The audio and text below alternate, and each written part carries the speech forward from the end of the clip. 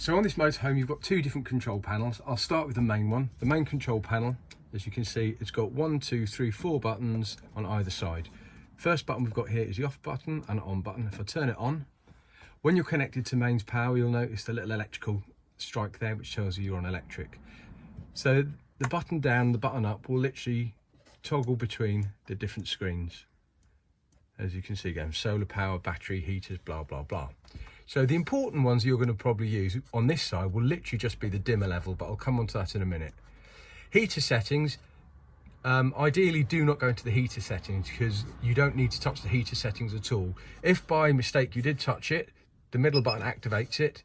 It needs to be on control manual. It's got different options of control manual, of timer and app, but it does need to be on manual. When you push one button up or down, or let's say exit settings, hit the middle button to accept it. You can see the state of your leisure battery at the moment. That's telling you it's good, telling you the vehicle is currently charging, telling you the power from the solar, and this lets you select a battery to denote which one the solar panel charges, but again, don't fiddle with that at all. Tank heaters off, again, that's a button you don't need to worry about. AC limit, another one you don't need to worry about. This will tell you the internal temperature. If you push the button, it'll tell you the internal humidity, and if you push it again, it'll tell you the external temperature. Moving down, dimmer level. So this is probably the most important. So on this side here, we've got different lights. If I push this button here, that now illuminates the light, which is just outside the habitation door, just to the left. So when you're outside in the evening, that's for that.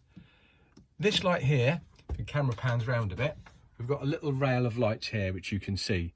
Now they go all the way around the motorhome. If you have a look, you can see all the way around the top of the motorhome, you've got this little panel here. Now, while the camera points at those, I'll start to dim the lights. And you can see they dim from the maximum, which is now at 100%, all the way down to 5%. So if we come back over to the control panel, and looking back at the control panel, you can see when you want the light settings, you just move this onto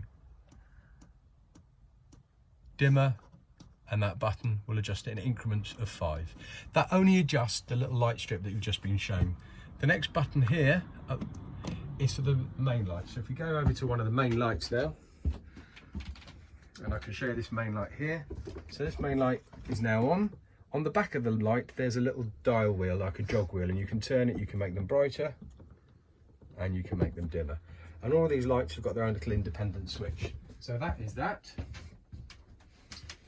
And then moving back over to the control panel, you may recall if you've had a motorhome before, this button here is the pump button. No water will come out of the taps unless you push the pump button. You may have just heard it kick in. At the moment it's full of water, so it's obviously something you need to top up. If there's not enough water in the system, then that won't work. So if I just turn that off for a moment and we move over now to the separate heating panel. So separate heating panel, this has got what's called an Alde wet system, which is very much like your radiators at home. So I'll just turn it on. So at the moment it's telling me it's 10 degrees outside. The plug socket is telling me that it's plugged into the mains, and that's there telling me that the water's circulating through the system. If I hit the menu button, you come up with this little screen. So when you get to a campsite, what you want to do, the screen may look like that. When you get to a campsite, at the moment, the motorhome is not generating any heat at all. So for the normal temperature, you'd set your temperature here. It goes up in very small increments, and as you can see, 20.5, whatever. So I'll put that down to sort of an ambient temperature, which is around 18 degrees. Next here is a little lightning strike. Now this is telling me at the moment this isn't getting any power from the mains, even though we're hooked up and we know it's turned off at the moment. So to turn it on, I hit the plus button. UK campsites generally put it on to 2 kilowatts. It toggles all the way through to 3, but for a UK campsite, leave it at 2. If you weren't on electric hookup and you needed gas, then you would hit that gas button and it would heat it up via the gas. But we don't need that because we're going to be on electric hookup. Now this button here is a booster button. As soon as you turn this on, this will instantly start heating the water up. So irrespective of the temperature you're setting the radiators to, the heater will heat up the water in the hot tank as well. The only time you'd need this, let's say 2 or 3 of you are going to have a shower and you think you could run out of heat a little bit, then you can hit that and that gives it a little boost. So that will boost the shower.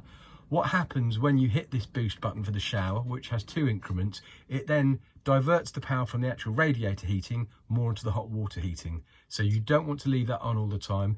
To be honest, it's quite rare. As a family, we can get by with 2 or 3 of us showering without hitting the boost button at all. So generally on a campsite, that is the position you'd want. When you leave the motorhome and you're going off for the day, by all means feel free to leave them both turned on. It won't be any issue at all.